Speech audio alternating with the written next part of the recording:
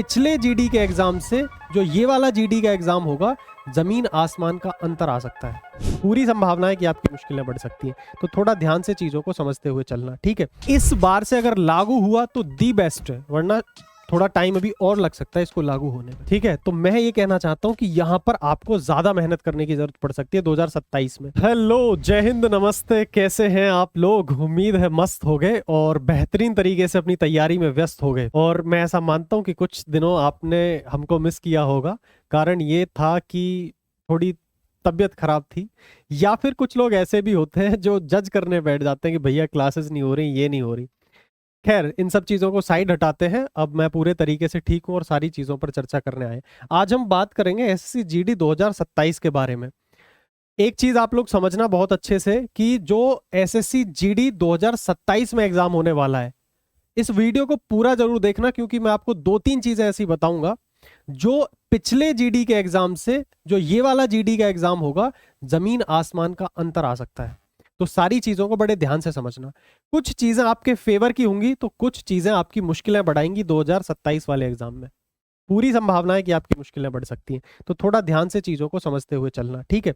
अगर मैं बात करने जा रहा हूँ एसएससी जीडी के बारे में, आप सभी लोग जानते होंगे, इसके बारे में मुझे बहुत ज्यादा बताने की जरूरत नहीं है। एसएससी जीडी क्या है, इस पे शायद मैंने वीडियो डाल दिया या डालने वाला हूँ, मेरे को याद भी नहीं है, बट हाँ, इस पे वीडियो आएगी एक, ठीक है, अगर अभी तक नहीं आई है तो। अब मैं इस पे बात करता हूँ जीडी के एग्जाम कब होगा, कब वैकेंसी आएंगी और कितनी वैकेंसी आएंगी। अगर मैं बात करता हूँ कब होगा, ये मैक्सिमम 2027 की शुरुआत में ही हो जाएगा, ठीक है। नंबर ऑफ वैकेंसीज कितनी रहेंगी, तो मुझे पर्सनली ऐसा लगता है कि नंबर ऑफ वैकेंसीज अच्छी खासी इस बार आ सकती हैं। इसके पीछे क्या कारण है मैं बताऊंगा अभी तुमको, ठीक है। 50,000 प्लस वैकेंसी रह सकती है, और ऐसा नहीं है कि पहली बार आएंगी। इतनी ही वैकेंसी, लगभग 40,000 के आसपास की वैकेंसी का रिकॉर्ड रहा है। मैं पिछली अगर कुछ टाइम की तुम्हें वैकेंसी बताऊं तो आप देखोगे, ये देखना, यहां पर अगर 2023 की बात करूं तो 50,000 प्लस थी, 2024 में 46,000 प्लस, 53,000 प्लस। 2026 की जो वैकेंसी है, ये अंततः बढ़ने की भी संभावना है। ये वैकेंसी थोड़ी कम थी, अदरवाइज बाकी सारी वैकेंसी ठीक ठाक। अगर जो मैं बात करूं 2027 की, वो वैकेंसी 50,000 प्लस मैं क्यों बोल रहा हूं, उसके पीछे कुछ कारण भी है, ठीक है। और दूसरी चीज, थोड़ी मुश्किलें तुम्हारी बढ़ सकती हैं, इस चीज पर भी आप ध्यान देना सारी चीजों का, ठीक है। सबसे पहली चीज आप ये देखो, ये आपके लिए बड़ी खुशखबरी हो सकती है। इस बार से अगर लागू हुआ तो दी बेस्ट है, वरना थोड़ा टाइम अभी और लग सकता है इसको लागू होने में। देखो, 53 नई बटालियंस आनी है, 53 नई बटालियंस बनेंगी, जिनकी वजह से 55,000 जवान होंगे शामिल, ठीक है। नई बटालियंस बनने की जो प्रस्ताव है वो दे दिया गया है गृह मंत्रालय को, ठीक है। अगर ऐसा होता है, इसी वैकेंसी में इंप्लीमेंट होती है, तो वैकेंसी बहुत अच्छी खासी बढ़ जाएंगी आपकी, आपके सिलेक्शन के चांसेस अच्छे खासे बढ़ जाएंगे। अगर 27 वाले एग्जाम में ये इंप्लीमेंट नहीं हुई तो उससे अगले में होंगी, बट ये तुम्हारे फायदे की चीज है, इसको ध्यान रखना।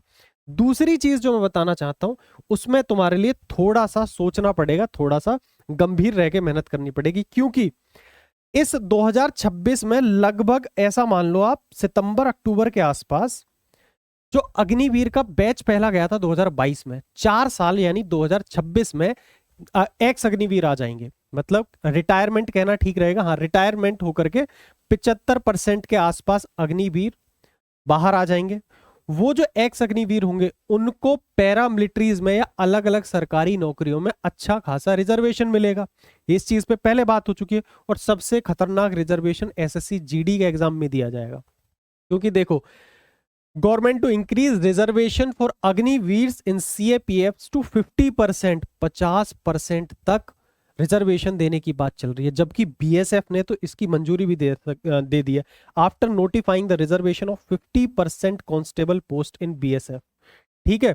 ये चीज ध्यान रखना कि अगर अग्निवीर, जो कि ये 2026 में बैच आउट हो जाएगा, मतलब पहला बैच जो था 2022 वाला, वो रिटायरमेंट होकर के 2026 में आना है, लास्ट तक आएगा, तभी लगभग इसके फॉर्म आएंगे, वो आपका कंपटीशन अच्छा खासा बढ़ा सकता है। इस चीज का आप ध्यान रखेंगे, ठीक है। तो मैं ये कहना चाहता हूं कि यहां पर आपको ज्यादा मेहनत करने की जरूरत पड़ सकती है 2027 में। साथ में खुशखबरी भी मैंने तुम्हें दी है कि अगर बटालियंस ऐड हुई तो नंबर ऑफ वैकेंसी बहुत अच्छी आ जाएंगी, लेकिन आप इस चीज को नजरअंदाज नहीं कर सकते। एक झटका मैं आपको और देना चाहता हूं, ऐसा जरूरी नहीं है कि ऐसा हो, बट चांसेस हैं इस चीज के कि हो सकता है सेक्शनल टाइमिंग भी इंट्रोड्यूस हो जाए।